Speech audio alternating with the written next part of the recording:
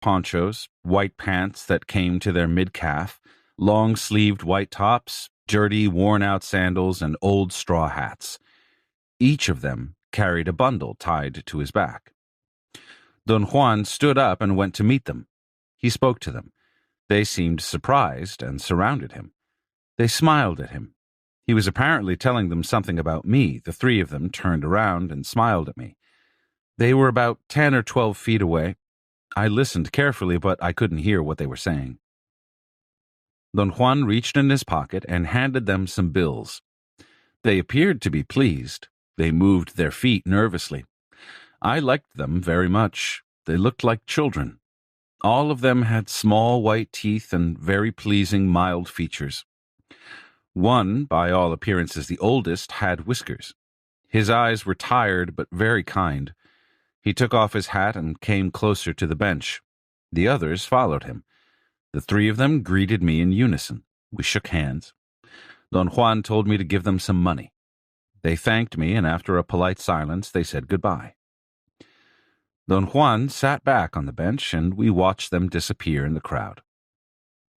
I told Don Juan that for some strange reason I had liked them very much. "It isn't so strange," he said. "You must have felt that their tonal is just right. It is right, but not for our time. You probably felt they were like children. They are, and that is very tough. I understand them better than you, thus I couldn't help but feel a tinge of sadness. Indians are like dogs. They have nothing, but that is the nature of their fortune, and I shouldn't feel sad. My sadness, of course, is my own way of indulging." "Where are they from, Don Juan?" "From the Sierras. They've come here to seek their fortune. They want to become merchants. They're brothers. I told them that I also came from the Sierras, and I'm a merchant myself. I said that you were my partner. The money we gave them was a token. A warrior should give tokens like that all the time. They no doubt need the money, but need should not be an essential consideration for a token. The thing to look for is feeling. I personally was moved by those three. Indians are the losers of our time. Their downfall began with the Spaniards, and now, under the reign of their descendants, the Indians have lost everything. It is not an exaggeration to say that the Indians have lost their tonal." "Is that a metaphor, Don Juan?" "No, it is a fact. The tonal is very vulnerable. It cannot withstand maltreatment. The white man, from the day he set foot on this land, has systematically destroyed not only the Indian tonal of the time, but also the personal tonal of every Indian. One can easily surmise that for the poor average Indian, the reign of the white man has been sheer hell. And yet the irony is that for another kind of Indian, it has been sheer bliss." "Who are you talking about? What kind of Indian is that?" "The sorcerer. For the sorcerer, the conquest was the challenge of a lifetime.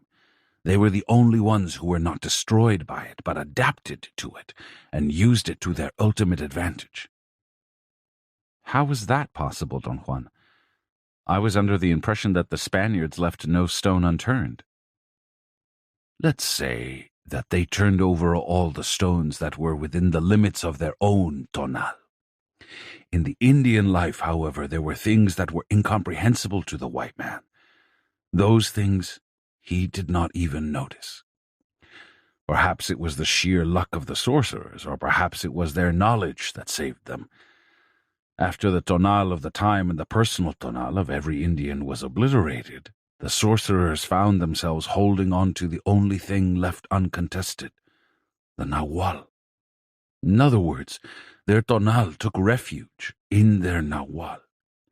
This couldn't have happened had it not been for the excruciating conditions of a vanquished people.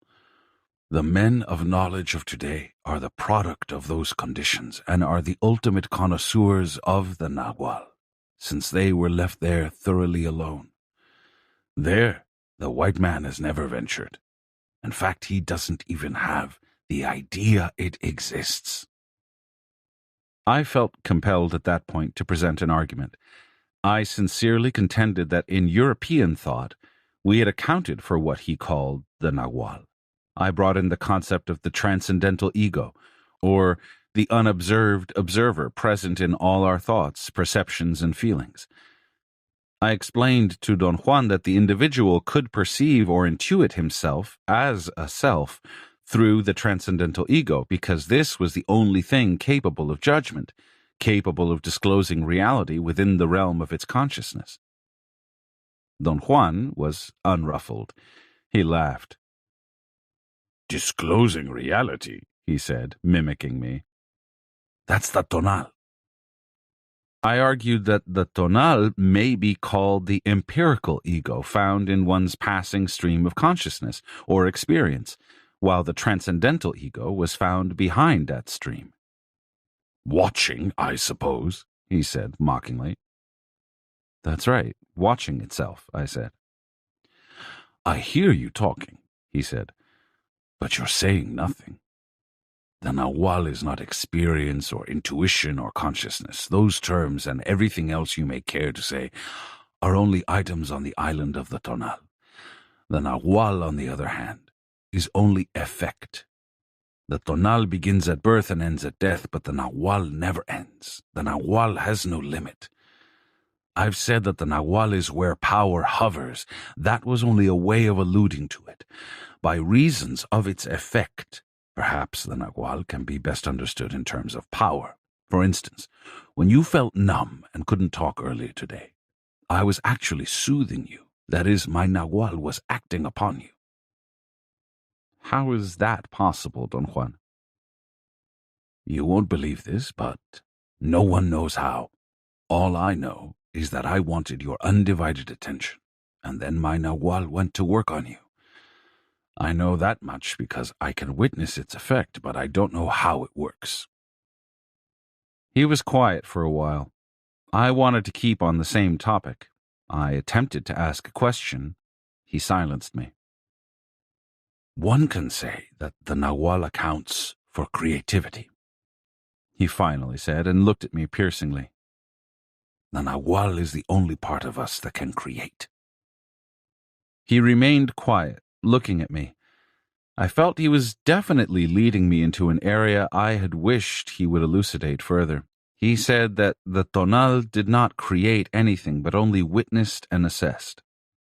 I asked how he explained the fact that we construct superb structures and machines. "That's not creativity," he said.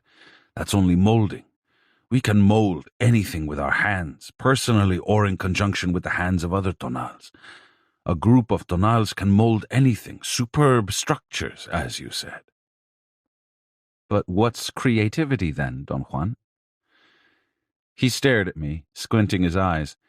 He chuckled softly, lifted his right hand over his head, and twisted his wrist with a sharp jerk as if he were turning a doorknob. "Creativity is this," he said, and brought his hand with a cupped palm to the level of my eyes. It took me an incredibly long time to focus my eyes on his hand. I felt that a transparent membrane was holding my whole body in a fixed position, and that I had to break it in order to place my sight on his hand. I struggled until beads of perspiration ran into my eyes. Finally, I heard or felt a pop, and my eyes and head jerked free. On his right palm, there was the most curious rodent I had ever seen.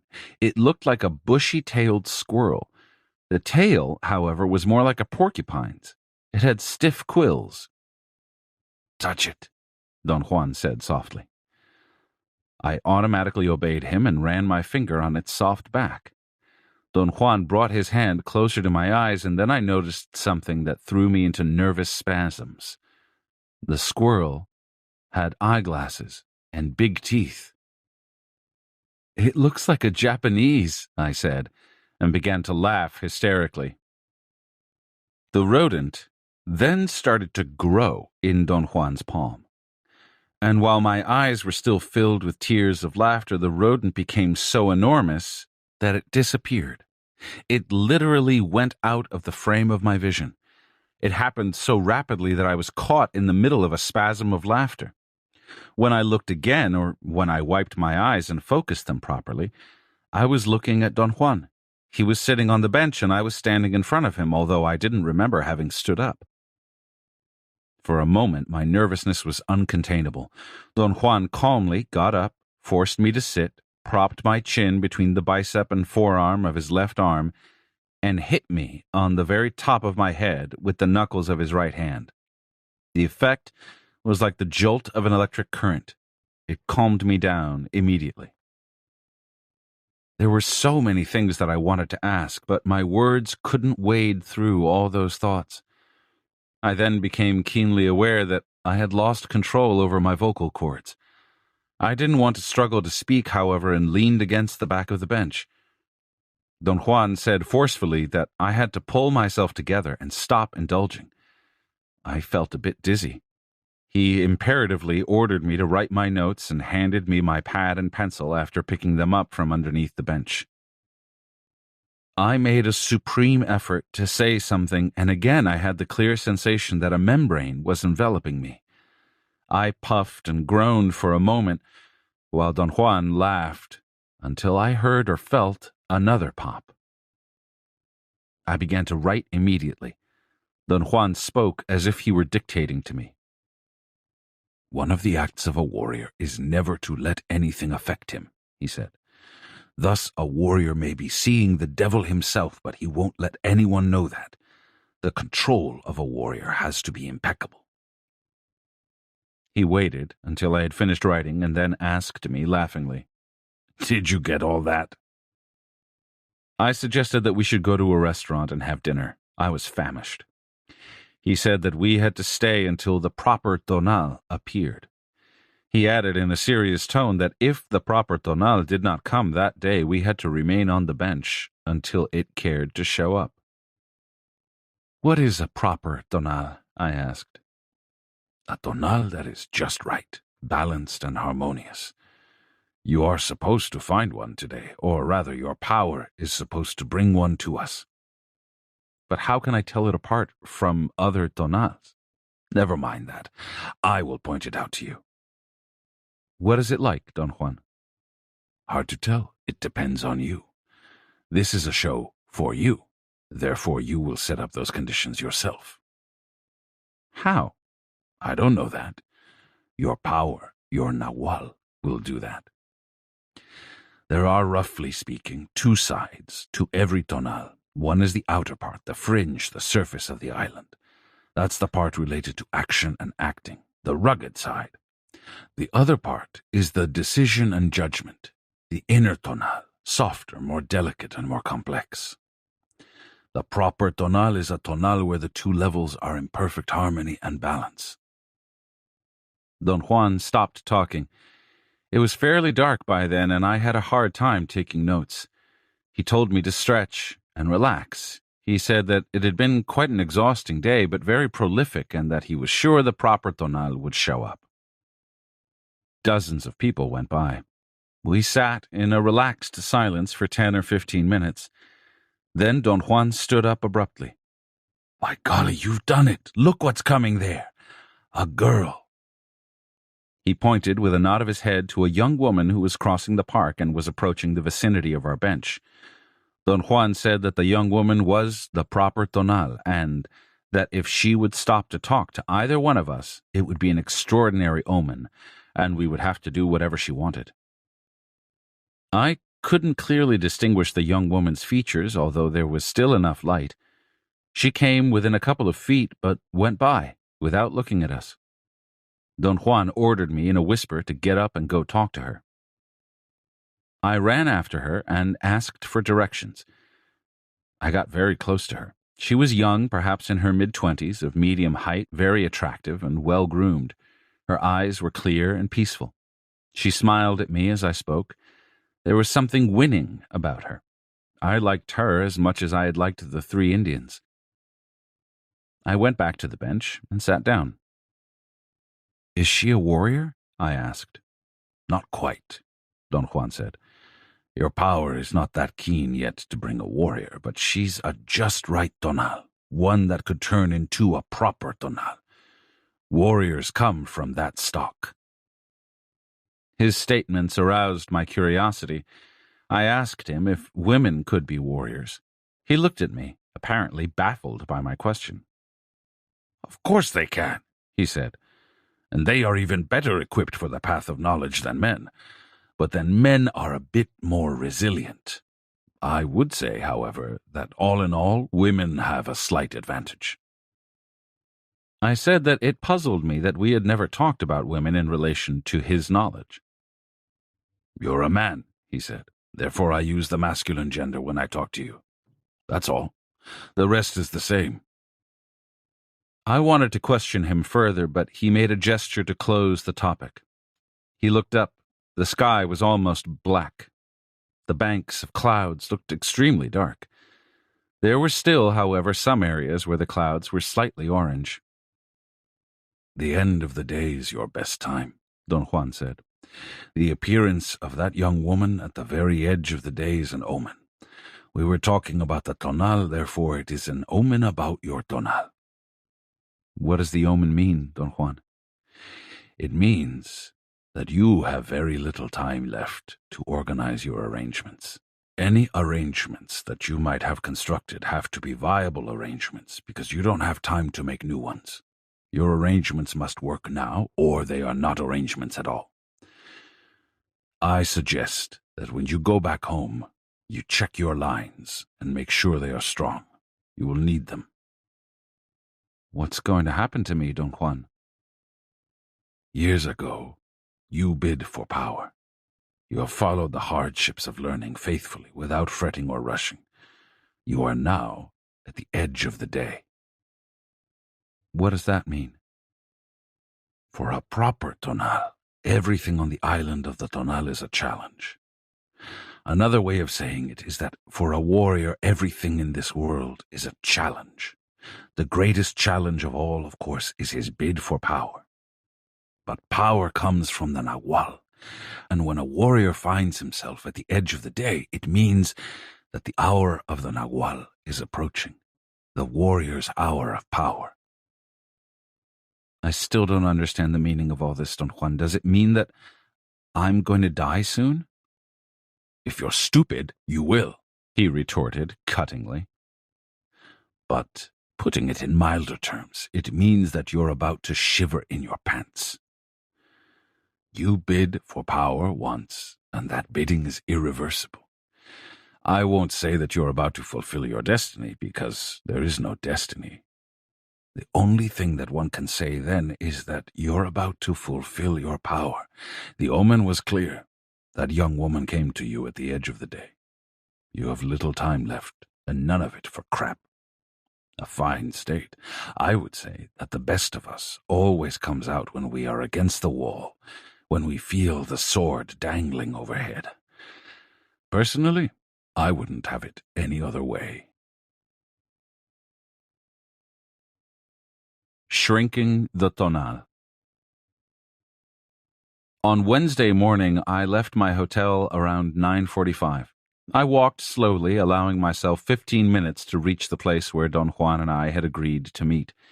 He had picked a corner on the Paseo de la Reforma, 5 or 6 blocks away, in front of the ticket office of an airline. I had just finished eating breakfast with a friend of mine. He had wanted to walk with me, but I had insinuated that I was going to meet a girl. I deliberately walked on the opposite side of the street from where the airline office was. I had the nagging suspicion that my friend, who had always wanted me to introduce him to Don Juan, knew that I was going to meet him and might be following me. I was afraid that if I turned around, I would find him behind me. I saw Don Juan at a magazine stand on the other side of the street. I started to cross over, but had to stop on the divider and wait there until it was safe to walk all the way across the wide boulevard. I turned around casually to see if my friend was following me. He was standing on the corner behind me. He smiled sheepishly and waved his hand as if telling me that he had been incapable of controlling himself. I dashed across the street without giving him time to catch up with me. Don Juan seemed to be aware of my predicament. When I reached him, he gave me a furtive glance over my shoulder. "He's coming," he said. "We'd better go down the side street." He pointed to a street which cut diagonally into the Paseo de la Reforma at the point where we were standing. I quickly oriented myself. I had never been on that street, but 2 days before, I had been in the airline ticket office. I knew its peculiar layout. The office was on the pointed corner made by the two streets. It had a door opening onto each street, and the distance between the two doors must have been about 10 to 12 feet. There was an aisle through the office from door to door, and one could easily go from one street to the other. There were desks on one side of that pathway and a large round counter with clerks and cashiers on the other side. The day I had been there, the place had been filled with people. I wanted to hurry up, perhaps even run, but Don Juan's pace was relaxed. As we reached the office door on the diagonal street, I knew, without having to turn around, that my friend had also run across the boulevard and was about to turn into the street where we were walking. I looked at Don Juan, hoping that he had a solution. He shrugged his shoulders. I felt annoyed and couldn't think of anything myself, short of punching my friend in the nose. I must have sighed or exhaled at that very moment, because the next thing I felt was sudden loss of air due to a formidable shove that Don Juan had given me, which sent me whirling through the door of the airline office. Propelled by his tremendous push, I practically flew into the room. Don Juan had caught me so unprepared that my body had not offered any resistance. My fright merged with the actual jolt of his thrust. I automatically put my arms in front of me to protect my face. The force of Don Juan's shove had been so great that saliva flew out of my mouth, and I experienced a mild vertigo as I stumbled inside the room. I nearly lost my balance and had to make a supreme effort not to fall down. I twirled around a couple of times. It seemed that the speed of my movements made the scene blurry. I vaguely noticed a crowd of customers conducting their business. I felt extremely embarrassed.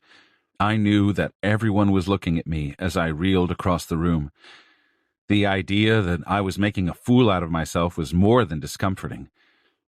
A series of thoughts flashed through my mind. I had the certainty that I was going to fall on my face, or I would bump into a customer, perhaps an old lady who would be injured by the impact, or worse yet, the glass door at the other end would be closed and I would smash into it. In a dazed state, I reached the door to the Paseo de la Reforma. It was open, and I stepped out. My preoccupation of the moment was that I had to keep cool, turn to my right, and walk on the boulevard towards downtown as if nothing had happened. I was sure that Don Juan would join me and that perhaps my friend might have kept on walking along the diagonal street. I opened my eyes, or rather I focused them on the area in front of me. I had a long moment of numbness before I fully realized what had happened. I was not on the Paseo de la Reforma, as I should have been, but in the Lagunilla market, 1.5 miles away. What I experienced at the moment of that realization was such an intense astonishment that all I could do was stare, stupefied. I looked around in order to orient myself. I realized that I was actually standing very close to where I had met Don Juan on my first day in Mexico City. Perhaps I was even on the same spot. The stands that sold old coins were 5 feet away. I made a supreme effort to take hold of myself. Obviously, I had to be experiencing a hallucination. It couldn't possibly be any other way. I quickly turned to go back through the door into the office, but behind me, there was only a row of stands with second-hand books and magazines. Don Juan was standing next to me, to my right. He had an enormous smile on his face. There was a pressure in my head, a tickling feeling, as if carbonated soda were going through my nose. I was speechless. I tried to say something without success. I clearly heard Don Juan say that I shouldn't try to talk or think, but I wanted to say something, anything. An awful nervousness was building up inside my chest. I felt tears rolling down my cheeks. Don Juan didn't shake me as he usually does when I fall prey to an uncontrollable fear. Instead, he patted me gently on the head. "Now, now, little Carlos," he said. "Don't lose your marbles." He held my face in his hands for an instant. "Don't try to talk," he said. He let my face go and pointed to what was taking place all around us. "This is not for talking," he said. "This is only for watching. Watch everything." I was really crying. My reaction to my crying was very strange, however. I kept on weeping without any concern. It didn't matter to me at that moment whether or not I was making a fool out of myself. I looked around. Right in front of me there was a middle-aged man wearing a pink, short-sleeved shirt and dark gray pants. He seemed to be an American. A chubby woman, apparently his wife, was holding onto his arm. The man was handling some coins, while a 13 or 14-year-old boy, perhaps the son of the proprietor, watched him. The boy followed every movement the older man made. Finally, the man put the coins back on the table, and the boy immediately relaxed. "Watch everything," Don Juan demanded again. There was nothing unusual to watch. People were passing by, going in every direction. I turned around. A man who appeared to run the magazine stand was staring at me. He blinked repeatedly as if he were about to fall asleep. He seemed tired or sick and looked seedy. I felt that there was nothing to watch, at least nothing of real consequence. I stared at the scene. I found that it was impossible to concentrate my attention on anything. Don Juan walked in a circle around me. He acted as if he were assessing something in me. He shook his head and puckered his lips. Come, he said, grabbing me gently by the arm. "It's time to walk." As soon as we began to move, I noticed that my body was very light. In fact, I felt that the soles of my feet were spongy. They had a peculiar rubbery, springing quality. Don Juan must have been aware of my sensations. He held me tightly, as if not to let me escape. He pressed down on me, as though he were afraid I would move upwards, beyond his reach like a balloon. Walking made me feel better. My nervousness gave way to a comfortable easiness. Don Juan insisted again that I should observe everything. I told him that there was nothing I wanted to watch, that it made no difference to me what people were doing in the market, and that I didn't want to feel like an idiot dutifully observing some moronic activity of someone buying coins and old books, while the real thing was escaping through my fingers. "What is the real thing?" he asked. I stopped walking and vehemently told him that the important thing was whatever he had done to make me perceive that I had covered the distance between the ticket office and the market in seconds. At that point I began to shiver and felt I was going to get ill. Don Juan made me put my hands against my stomach. He pointed all around him and stated again in a matter-of-fact tone that the mundane activity around us was the only thing of importance. I felt annoyed with him. I had the physical feeling of spinning. I took a deep breath. "What did you do, Don Juan?" I asked with forced casualness. With a reassuring tone, he said that he could tell me about that any time, but that whatever was happening all around me was not ever going to be repeated. I had no quarrel with that. The activity I was witnessing obviously could not be repeated again in all its complexity. My point was that I could observe a very similar activity any time. On the other hand, the implication of having been transported over the distance in whatever form was of immeasurable significance. When I voiced these opinions, Don Juan made his head shiver as if what he had heard me say was actually painful to him. We walked in silence for a moment. My body was feverish. I noted that the palms of my hands and the soles of my feet were burning hot. The same unusual heat also seemed to be localized in my nostrils and eyelids. "What did you do, Don Juan?" I asked him pleadingly. He didn't answer me, but patted me on the chest and laughed.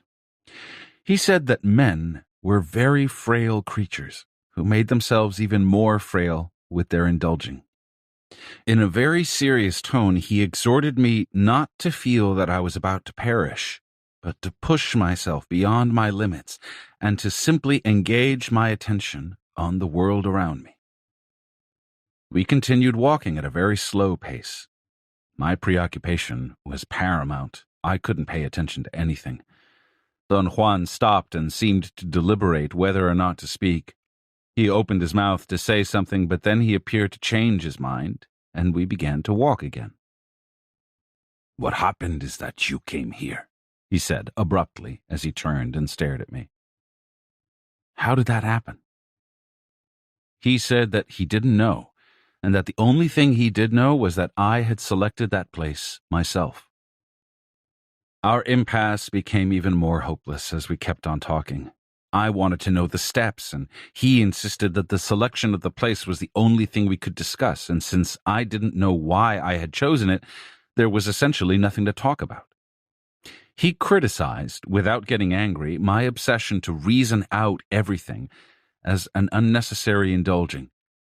He said that it was simpler and more effective just to act without seeking explanations, and that by talking about my experience and by thinking about it, I was dissipating it. After a few moments, he said that we had to leave that place because I had spoiled it, and it would become increasingly injurious to me. We left the market and walked to the Alameda Park. I was exhausted. I plunked down on a bench. It was only then that it occurred to me to look at my watch. It was 10:20 a.m. I had to make quite an effort in order to focus my attention. I didn't remember the exact time when I had met Don Juan.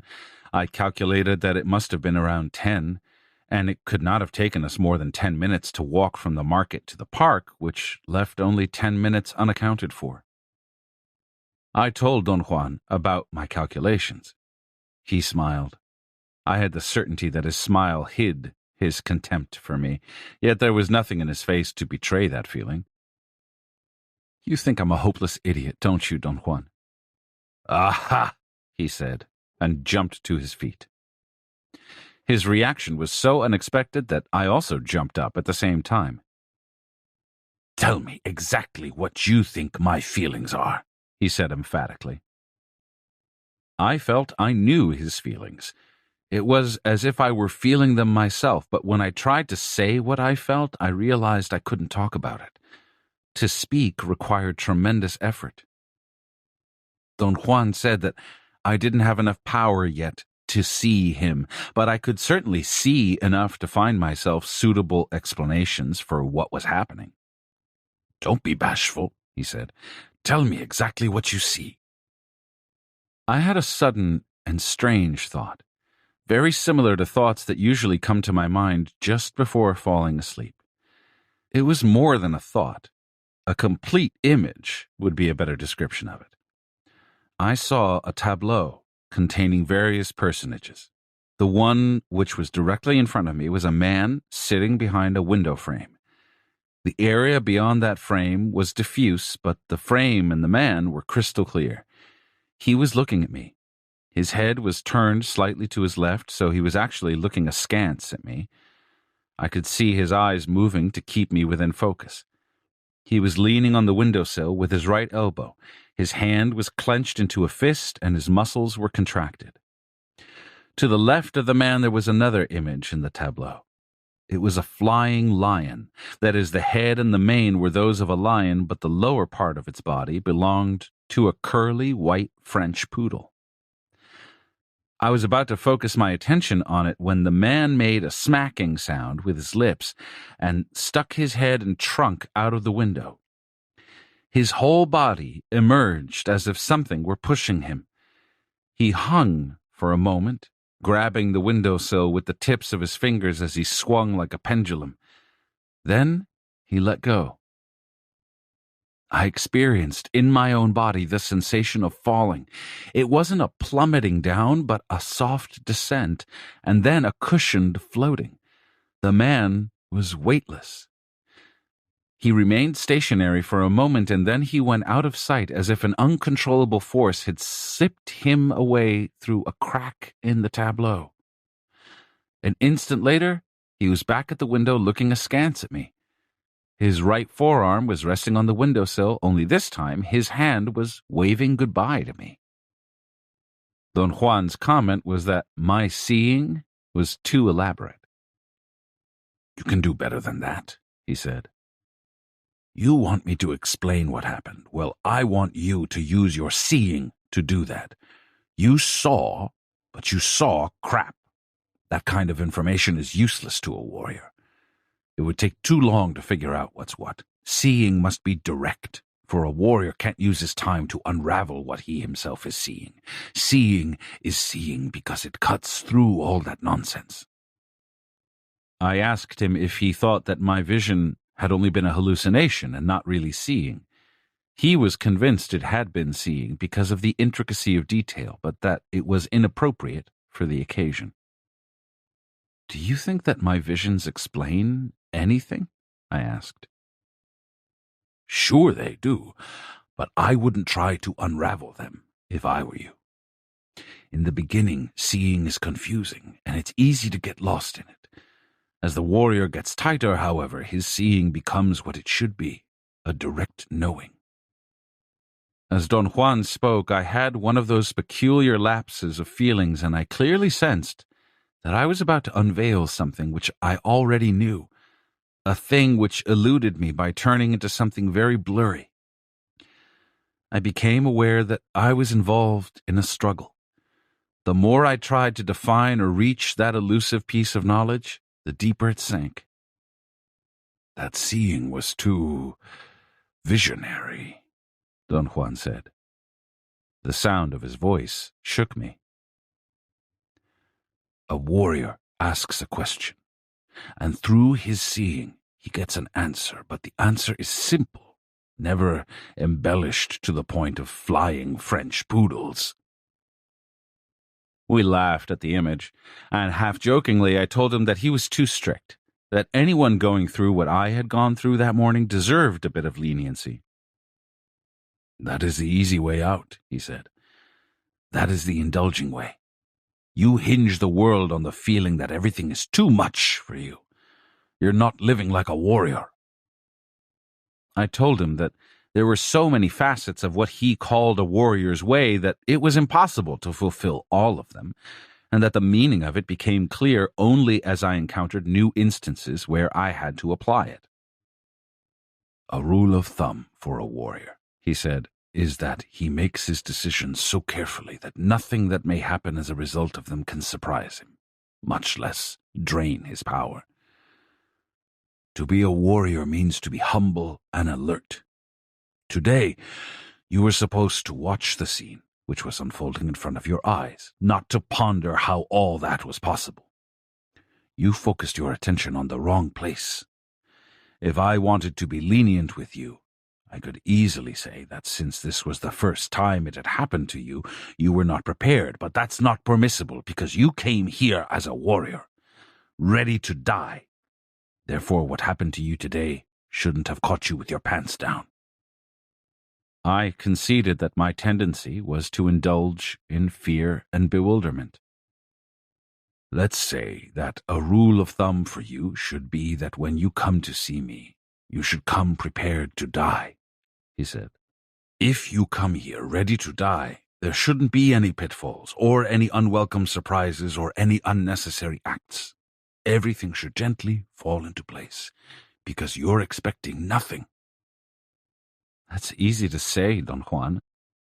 I'm on the receiving end, though. I'm the one who has to live with all this." "It is not that you have to live with all this. You are all this.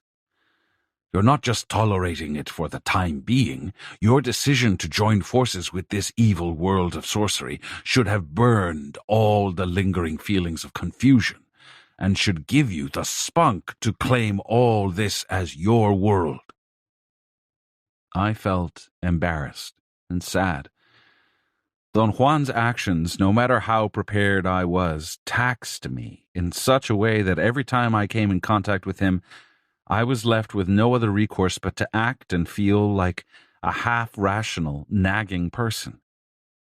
I had a surge of wrath and didn't want to write anymore. At that moment, I wanted to rip my notes and throw everything in the trash can. And I would have done that had it not been for Don Juan, who laughed and held my arm, restraining me. In a mocking tone, he said that my tonal was about to fool itself again. He recommended that I should go to the fountain and splash water on my neck and ears. The water soothed me. We were quiet for a long time. Right, Don Juan coaxed me in a friendly tone. Let's say that your notebook is the only sorcery you have. To rip it up is another way of opening yourself to your death. It will be another of your tantrums. A flashy tantrum at best, not a change. A warrior doesn't ever leave the island of the tonal. He uses it. He pointed all around me with a quick movement of his hand and then touched my notebook. This is your world. You can't renounce it. It is useless to get angry and feel disappointed with oneself. All that proves is that one's tonal is involved in an internal battle. A battle within one's tonal is one of the most insane contests I can think of. The tight life of a warrior is designed to end that struggle. From the beginning, I have taught you to avoid wear and tear. Now there is no longer a war within you, not as it used to be, because the warrior's way is harmony.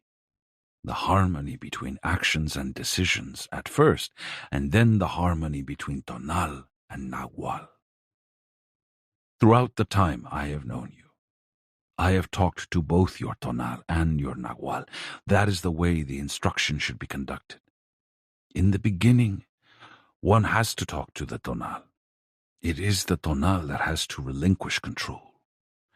But it should be made to do so gladly. For example, your tonal has relinquished some controls without much struggle because it became clear to it that had it remained the way it was, the totality of you would be dead by now. In other words, the tonal is made to give up unnecessary things like self-importance and indulging, which only plunge it into boredom. The whole trouble is that the tonal clings to those things when it should be glad to rid itself of that crap. The task, then, is to convince the tonal to become free and fluid. That's what a sorcerer needs before anything else, a strong, free tonal. The stronger it gets, the less it clings to its doings, and the easier it is to shrink it. So what happened this morning was that I saw the opportunity to shrink your tonal. For an instant, you were absent-minded, hurrying, not thinking, and I grabbed that moment to shove you. The tonal shrinks at given times, especially when it is embarrassed. In fact, one of the features of the tonal is its shyness. Its shyness is not really an issue, but there are certain instances when the tonal is taken by surprise, and its shyness unavoidably makes it shrink. This morning, I plucked my cubic centimeter of chance. I noticed the open door of that office and gave you a shove. A shove is then the technique for shrinking the tonal. One must shove at the precise instant. For that, of course, one must know how to see. Once the man has been shoved and his tonal has shrunk, his nagual, if it is already in motion, no matter how small this motion is, will take over and achieve extraordinary deeds. Your nagual took over this morning, and you ended up in the market. He remained silent for a moment. He seemed to be waiting for questions. We looked at each other. I really don't know how, he said, as if reading my mind. All I know is that the nagual is capable of inconceivable feats. This morning I asked you to watch. That scene in front of you, whatever it may have been, had an incalculable value for you. But instead of following my advice, you indulged in self-pity and confusion and did not watch. For a while you were all nagual and could not talk. That was the time to watch. Then, little by little, your tonal took over again, and rather than plunging you into a deadly battle between your tonal and nagual, I walked you here. What was there in that scene, Don Juan? What was so important? I don't know. It wasn't happening to me. What do you mean? It was your experience, not mine. But you were with me, weren't you? No, I wasn't. You were alone. I repeatedly told you to watch everything because that scene was only for you. But you were next to me, Don Juan. No, I wasn't. But it's useless to talk about it. Whatever I may say doesn't make sense because during those moments we were in Nagual's time. The affairs of the Nagual can be witnessed only with the body, not the reason. If you weren't with me, Don Juan, who or what was the person I witnessed as you? It was me, and yet I wasn't there. Where were you then? I was with you, but not there. Let's say that I was around you, but not in the particular place where your Nagual had taken you. You mean you didn't know that we were at the market? No, I didn't. I just tagged along in order not to lose you. This is truly awesome, Don Juan. We were in Nagual's time, and there is nothing awesome about it. We are capable of much more than that. That is the nature of us as luminous beings. Our flaw is to insist on remaining on our monotonous, tiring, but convenient island. The tonal is the villain, and it shouldn't be. I described the little bit I remembered. He wanted to know if I had witnessed any features of the sky, such as daylight, clouds, the sun, or if I had heard noises of any sort, or if I had caught sight of unusual people or events. He wanted to know if there had been any fights, or if people were yelling, and if they were, what they had said. I couldn't answer any of his questions. The plain truth was that I had accepted the event at its apparent face value, admitting as a truism that I had flown over a considerable distance in 1 or 2 seconds, and that thanks to Don Juan's knowledge, whatever it may have been, I had landed in all my material corporeality inside the market. My reactions were a direct corollary of such an interpretation. I wanted to know the procedures, the members' knowledge, the how to do it. Therefore, I didn't care to observe what I was convinced were the ordinary happenings of a mundane event. Do you think the people saw me in the market? I asked. Don Juan didn't answer. He laughed and tapped me lightly with his fist. I tried to remember if I had actually had any physical contact with people. My memory failed me. What did the people in the airline office see when I stumbled in? I asked. They probably saw a man staggering from one door to the other. But did they see me disappear into thin air? That is taken care of by the Nagual. I don't know how. All I can tell you is that we are fluid, luminous beings made out of fibers. The agreement that we are solid objects is the tonal's doing. When the tonal shrinks, extraordinary things are possible. But they are only extraordinary for the tonal. For the Nagual, it's nothing to move the way you did this morning, especially for your Nagual, which is already capable of difficult ploys. As a matter of fact, it has plunged into something terribly weird. Can you feel what it is? A million questions and feelings came to me all at once. It was as if a gust of wind had blown off my veneer of composure. I shivered. My body felt it was at the edge of an abyss. I struggled with some mysterious but concrete piece of knowledge. It was as if I were on the verge of being shown something, and yet some stubborn part of me insisted on blowing a cloud over it. The struggle made me numb by degrees until I couldn't feel my body. My mouth was open and my eyes were half closed. I had the feeling I could see my face getting harder and harder until it was the face of a dried corpse, with the yellowish skin stuck tight to the skull. The next thing I felt was a jolt. Don Juan was standing by me holding an empty bucket of water. He had soaked me. I coughed and wiped the water from my face and felt another cold seizure in my back. I jumped up from the bench. Don Juan had poured some water down my neck. There was a group of children looking at me and laughing. Don Juan smiled at me. He held my notebook and said that we had better go to my hotel so I could change my clothes. He led me out of the park. We stood on the curb for a moment before a cab came along. Hours later, after eating lunch and resting, Don Juan and I sat on his favorite bench in the park by the church. In an oblique manner, we got to the topic of my strange reaction. He seemed to be very cautious. He didn't confront me directly with it. "Things like that are known to happen," he said. "The Nagual, once it learns to surface, may cause a great damage to the Tonal by coming out without any control. Your case is special, though. You are given to indulging in such an exaggerated manner that you would die and not even mind it, or worse yet, not even be aware that you're dying." I told him that my reaction began when he had asked me if I could feel what my Nagual had done. I thought I knew exactly what he was alluding to. But when I tried to describe what it was, I found I couldn't think clearly. I experienced a sensation of lightheadedness, almost an indifference, as if I didn't really care about anything. Then that sensation grew into a mesmerizing concentration. It was as though all of me was slowly being sucked out.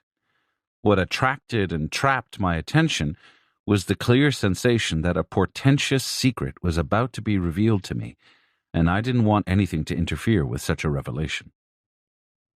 "What was going to be revealed to you was your death," Don Juan said. "That's the danger of indulging, especially for you, since you are naturally so exaggerated. Your tonal is so given to indulging that it threatens the totality of you. This is a terrible way of being." "What can I do?" "Your tonal has to be convinced with reasons, your nagual with actions, until one props the other. As I've told you, the tonal rules, and yet it is very vulnerable. The nagual, on the other hand, never, or almost never, acts out, but when it does, it terrifies the tonal. This morning your tonal got frightened and began to shrink by itself, and then your nagual began to take over. I had to borrow a bucket from one of the photographers in the park in order to whip your nagual like a bad dog back to its place. The tonal must be protected at any cost. The crown has to be taken away from it, but it must remain as the protected overseer. Any threat to the tonal always results in its death, and if the tonal dies, so does the whole man. Because of its inherent weakness, the tonal is easily destroyed. And thus one of the balancing arts of the warrior is to make the nagual emerge in order to prop up the tonal. I say it is an art because sorcerers know that only by boosting the tonal can the nagual emerge. See what I mean? That boosting is called personal power." Don Juan stood up, stretched his arms, and arched his back. I started to stand up myself, but he gently